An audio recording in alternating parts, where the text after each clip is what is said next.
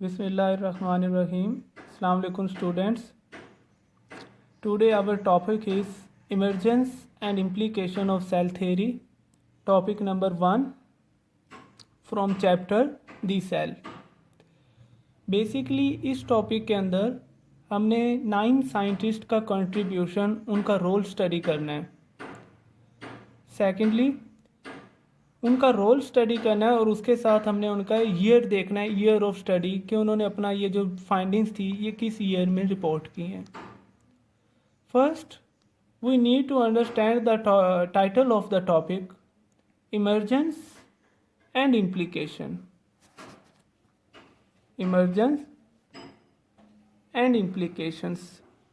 Emergence mean किसी भी चीज़ का इर्तिका, इवॉल्व होना, स्टार्ट. इम्प्लीकेशंस का मतलब है logical consequences and results and findings. किसकी? सेल थ्योरी की. सेल थ्योरी की emergence and implications of the knowledge and findings.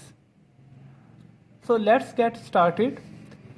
Our first scientist is Robert Hooke, 1665. Robert Hooke का क्या कंट्रीब्यूशन है?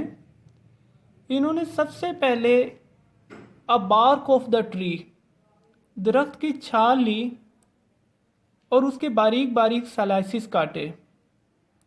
And he observe that slices in the self made microscope.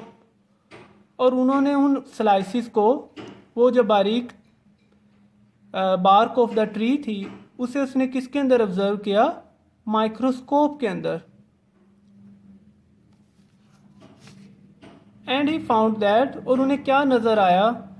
A small compartments, छोटे छोटे compartments, छोटे छोटे chambers नज़र आए. And that chambers was empty. और ये जो चैम्बर्स थे ये क्या थे? एम्प्टी चैम्बर्स थे. उनकी जितनी भी फाइंडिंग्स थी उन्होंने उसे एक पेपर के अंदर पब्लिश किया. And that paper is known as micrographia. Micrographia is the name of his publication. So this is all about Robert Hooke. First time उन्होंने एक छोटा सा एक्सपेरिमेंट कंडक्ट किया है और उन्होंने सेल्स की प्रेजेंस को रिपोर्ट किया है. सेल्स की प्रेजेंस को रिपोर्ट किसने किया है? रॉबर्ट हुक ने, in the form of small compartments. Our second scientist is Lorenz Oken, 1805. He was German. He said that all living things originate or form of vesicles or cells. उन्होंने क्या कहा? All living organisms originate and form of vesicles. He said that कि जितने भी जानदार हैं वो छोटे छोटे वेजिकल से मिलके बने होते हैं. बेसिकली वेजिकल से मुराद उनकी क्या थी? Sales. Our third scientist was Jean-Baptiste de Lamarck, 1809. He said that no body can have life if its constituents parts are not cellular tissue and are not form of cellular compartments. कोई भी चीज़ उस वक्त तक जानदार नहीं हो सकती जब तक उसकी बॉडी सेलुलर टिश्यू और सेलुलर कंपार्टमेंट से ना बनी हो. He expressed the same idea like the Lawrence Oken. Lorenz Oken और जीन बैप्टिस्ट डी लामार्क का सेम आइडिया है, but he expressed his idea in the different wording. First one was saying कि all living organism originate from cells. Second one was saying no body can have life if its body is not formed of cells. Fourth scientist Robert Brown, 1831. Very famous scientist, known for his discovery of nucleus.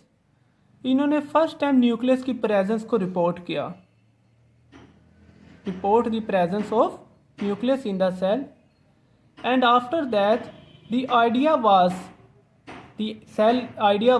That the cell is an empty structure was changed. किसने कहा था? Robert Hooke. Robert Hooke के according cell is an empty chamber, एक खाली खाने की तरह होता है, खाली चैम्बर है. But after the report of nucleus the idea that the cell is an empty structure was changed. There are also substructure that cell possess. और अब हम जानते हैं कि उन सब सेलुलर स्ट्रक्चर्स को हम क्या कहते हैं? Organelles.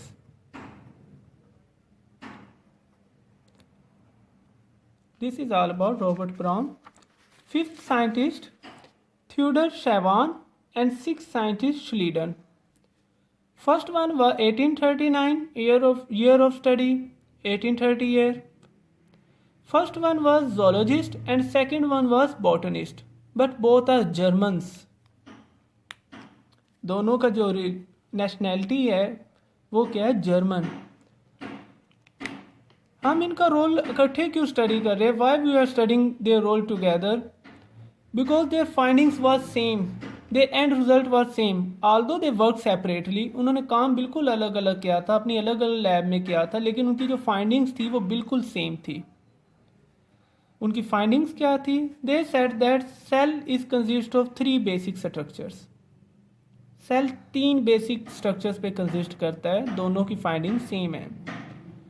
First, cell contains nucleus in the center. Cell के अंदर क्या होता है? Nucleus. And a fluid surrounding the nucleus. और एक फ्लूइड है जो कि न्यूक्लियस को सराउंड करता है. उससे क्या मुराद है? Cytoplasm. And a membrane that covers the whole structure and solution. और एक मेम्ब्रेन है जो कि कवर करती है होल स्ट्रक्चर और सोल्यूशन को. And that membrane is known as cell membrane. They also report the presence of an additional structure, the cell wall, but only in plant cells. उन्होंने एक एडिशनल स्ट्रक्चर, एक additional membrane को भी report किया, लेकिन only in plant cells, सिर्फ plant cells के अंदर. So this is all about Theodor Schwann and Schleiden. उन्होंने सेल का स्ट्रक्चर डिस्क्राइब किया था. Both findings are same but they worked separately. Our seventh scientist was Rudolf Virchow, 1855. Again, German. Rudolf Virchow भी क्या थे? German physician. He presented the idea, and that idea was new cells arise from pre-existing cells. कि जो new cells हैं वो पहले से मौजूद सेल से अराइज करते हैं.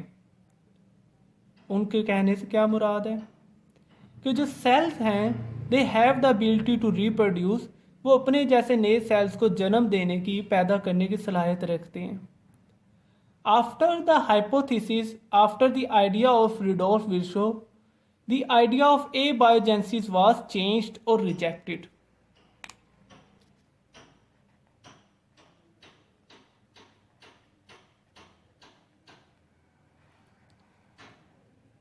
According to abiogenesis, the living organism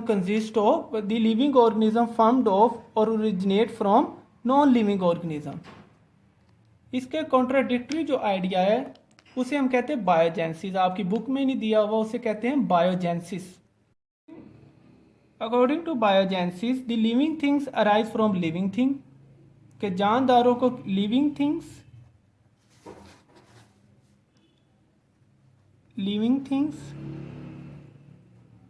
arise from living things. कि लिविंग ऑर्गेनिज्म को किससे ओरिजिनेट हुए हैं? लिविंग ऑर्गेनिज्म से. And that idea is known as biogenesis. Rudolf Virchow का जो हाइपोथेसिस है वो किसे सपोर्ट करता है? किस आइडिया को सपोर्ट करता है? किस थ्योरी को सपोर्ट करता है? बायोजेनेसिस को. Our eighth scientist was Louis Pasteur, 1862. Very famous scientist, known for his work pasteurization. According to him, he provided the experimental evidence of Virchow's finding. Virchow just hypothesized. Virchow ने सिर्फ एक hypothesis दिया था, एक hypothesis present किया था. But he didn't provide any experimental proof, any experimental evidence. जो उसका एक्सपेरिमेंटल प्रूफ था, जो एक्सपेरिमेंटल एविडेंस था ओमनी सेलुला ई सेलुलर का, living cells arise from the living cells और pre existing cell, was provided by Louis Pasteur. he gave the experimental evidence of Virchow's hypothesis, Virchow's idea. Our ninth and last scientist is August Weismann, 1880. He said that all cells have common origin. कि जितने भी cells हैं उनका जो origin है वो क्या होता है, कॉमन होता है, वो एक ही जगह से ओरिजिनेट हुए हैं, एक ही जगह से उनका स्टार्ट हुआ है. Why he was saying that? Because he saw the basic similarity between the structure and function and chemical composition of the cell. He said that कि जितने भी सेल्स हैं उनका स्ट्रक्चर, उनका फंक्शन, उनकी केमिकल कंपोजिशन क्या होती है, सेम होती है. That's why he said that कि all cells have common origin. So let's move towards the cell theory. Cell theory है क्या? यहाँ पे आपकी बुक के अंदर 3 salient features of cell theory दिए गए. सेलियंट का मतलब सिग्निफिकेंट, अहम. First point is all organisms are composed of one और मोर सेल्स. जितने भी सेल्स हैं वो एक और एक से ज़्यादा, जितने भी जानदार है वो एक और एक सेल्स के ऊपर कंसिस्ट करते हैं. यानी कि body must consist of cell. किस बॉडी सेल्स के ऊपर ही मुश्तमिल होती है, भले एक हो या एक से ज़्यादा. All cells arise from pre existing cells. कि न्यू सेल्स जो हैं, जो नए सेल्स हैं, वो किससे अराइज होते हैं? प्री एग्जिस्टिंग सेल्स से, पहले से मौजूद सेल्स जो होते हैं. और ये किसकी फाइंडिंग्स थी? ये हाइपोथेसिस किसके दिया हुआ था? Rudolf Virchow. और एक्सपेरिमेंटल एविडेंस इसका हमें किसने दिया था? लुईस पास्चर ने. Third point is cell is the basic structural and functional unit of living organism. 3 लफ्ज अहम है यहाँ समझने में. स्ट्रक्चर का मतलब साख्त के लिहाज से, फंक्शनल का मतलब काम के लिहाज से, यूनिट का मतलब होता है इकाई, बेसिक पार्ट. कि साख्त के लिहाज से भी बॉडी का जो सबसे बेसिक पार्ट है वो क्या है? सेल. काम के लिहाज से भी जो सबसे छोटा पार्ट है बॉडी का वो क्या है? सेल. यूनिट को अगर आप समझना चाहते तो आप ऐसे समझें, just take an example of wall. जैसे वॉल छोटी छोटी ब्रिक से मिलके बनी होती है, वो ब्रिक मिलके कंबाइन होके पूरी एक वॉल, एक पूरा स्ट्रक्चर, एक ह्यूज स्ट्रक्चर कंस्ट्रक्ट कर देती है. इसी तरह जो सेल्स हैं वो हमारी बॉडी का क्या है? बिल्डिंग यूनिट है, just like the bricks of the wall. लेकिन जो ब्रिक्स हैं वो वॉल का सिर्फ स्ट्रक्चर यूनिट है, फंक्शनल यूनिट नहीं. वहाँ पे वो कोई काम नहीं परफॉर्म कर रही होती. जो सेल्स है वो हमारी बॉडी का structure as well as functional unit भी होता है. So this is all about our first lecture.